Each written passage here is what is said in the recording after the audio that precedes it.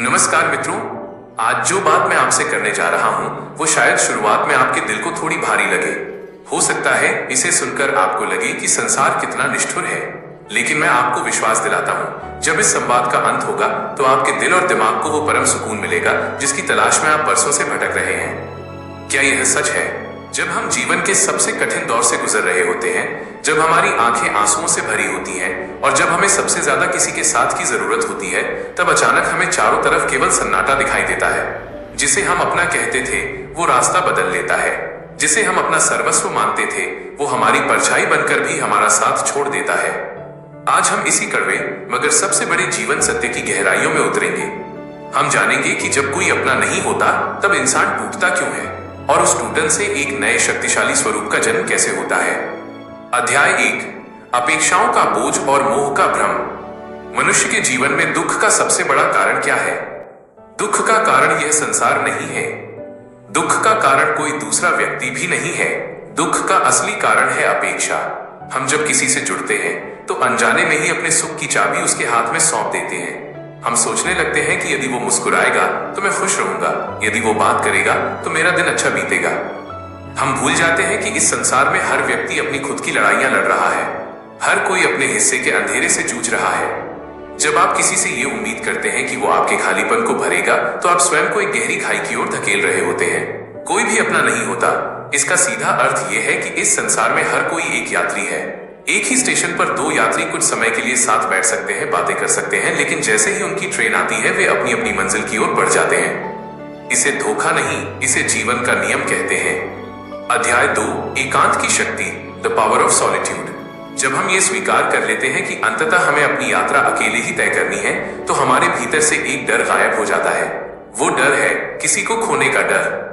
Loneliness, अकेलापन, और solitude, एकांत में बहुत बड़ा अंतर होता है। अकेलापन एक बीमारी की तरह महसूस हो सकता है, जहां आपको लगता है कि आपके पास कोई नहीं है, लेकिन एकांत एक वरदान है।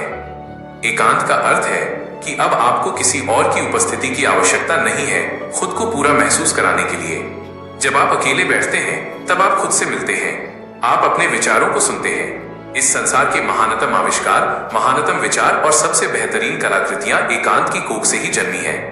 जब तक आप लोगों की भीड़ से घिरे रहेंगे, आप कभी ये नहीं जान पाएंगे कि आपके भीतर कितनी असीम ऊर्जा छिपी हुई है। अध्याय 3, दिल और दिमाग को सुकून कैसे मिले। मित्रों, ये बातें आपके दिल और दिमाग को सुकून देंगी। ये सुकून कैसे आएगा? स्वीकार्यता, एक्सेप्टेंस। सबसे पहले शिकायत करना बंद कीजिए। ये कहना बंद कीजिए कि उसने मेरे साथ ऐसा क्यों किया, या मैंने तो उसके लिए इतना कुछ किया फिर भी उसने मुझे छोड़ दिया। इस सत्य को स्वीकार कीजिए कि उसका रोल आपकी जिंदगी की किताब में बस उसी पन्ने तक था। पन्ना पलटिए, कहानी अभी बाकी है। आंतरिक शांति, इनर पीस। जब आप दूसरों से उम्मीद करना छोड़ देते हैं तो आपका दिमाग शांत हो जाता है। अब आपको किसी के रिप्लाई का इंतजार नहीं होता, किसी की तारीफ की भूख नहीं होती। आप अपने काम में, अपनी कला में और अपने आत्म सुधार में मग्न हो जाते हैं। करुणा लेकिन अनासक्ति।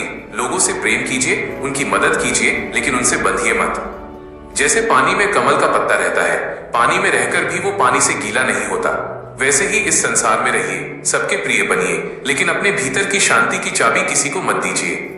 अध्याय 4, जब संकट आता है तब परछाई भी साथ छोड़ देती है। एक पुरानी कथा है। एक बार एक व्यक्ति घने जंगल से गुजर रहा था। रात का समय था, हाथ में एक लालटेन थी। जब तक लालटेन जल रही थी, उसे अपनी परछाई अपने साथ चलती हुई दिखाई दे रही थी।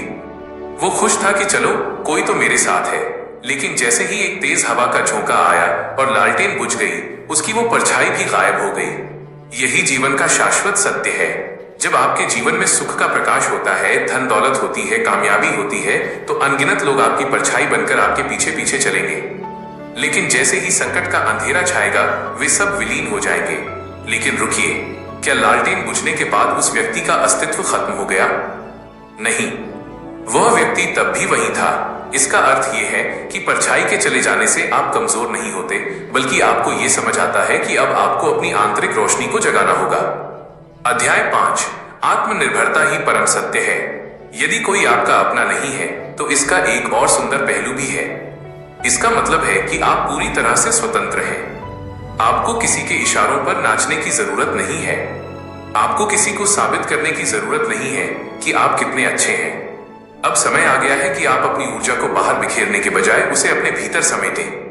अपने स्वास्थ्य पर ध्यान दें, अपने करियर और अपने लक्ष्यों पर ध्यान दें, ज्ञान अर्जित करें, नई कौशल स्किल सीखें। जब आप खुद को इतना मजबूत बना लेते हैं कि आपको किसी के सहारे की जरूरत नहीं रह जाती, तो ये दुनिया आपके सामने झुकती है। जो लोग कभी आपको अकेला छोड़कर गए थे, वे एक दिन आपसे मिलने का समय ढूंढेंगे, लेकिन तब तक आप इन सब चीजों से बहुत ऊपर उठ चुके होंगे। अध्याय 6, हृदय के घावों को शक्ति में बदलो। जितने भी लोग आज इस वक्त मुझे सुन रहे हैं और जिनके दिल में किसी के बिछड़ने का, किसी के धोखे का या किसी की बेरुखी का घाव है, मैं उनसे कहना चाहता हूं, अपने इन आंसुओं को व्यर्थ मत बहने दीजिए। इन आंसुओं को ईंधन फ्यूल बनाइए।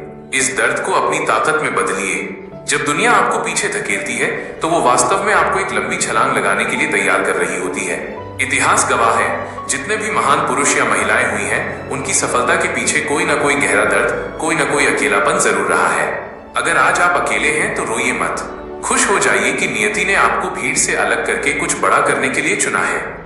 अध्याय 7, निष्कर्ष और आत्मबोध। तो मित्रों, दिल और दिमाग को सुकून देने वाली सबसे बड़ी बात यही है कि आप इस दुनिया में अकेले आए थे और अकेले ही जाएंगे। बीच का ये जो सफर है, इसमें मिलने वाले लोग केवल सहयात्री हैं, आपके जीवन के मालिक नहीं। अपने भीतर के उस असीम स्वरूप को पहचानिए, खुद के सबसे अच्छे मित्र बनिए। जब आप खुद के साथ खड़े होना सीख जाते हैं, तो पूरी कायनात आपके साथ खड़ी हो जाती है। फिर आपको कभी ये शिकायत नहीं रहेगी कि कोई भी अपना नहीं होता, बल्कि आप गर्व से कहेंगे, मैं खुद के लिए काफी हूं। ठंडे दिमाग से सोचिए, अपनी आंखें बंद कीजिए, एक गहरी सांस लीजिए और अपने भीतर की उस शांति को महसूस कीजिए जो किसी के आने या जाने से कभी खत्म नहीं हो सकती। उठिए, अपने लक्ष्य की ओर कदम बढ़ाइए और इस दुनिया को दिखाइए कि एक अकेला इंसान भी क्या कुछ कर सकता है। धन्यवाद। जय हिंद, जय भारत।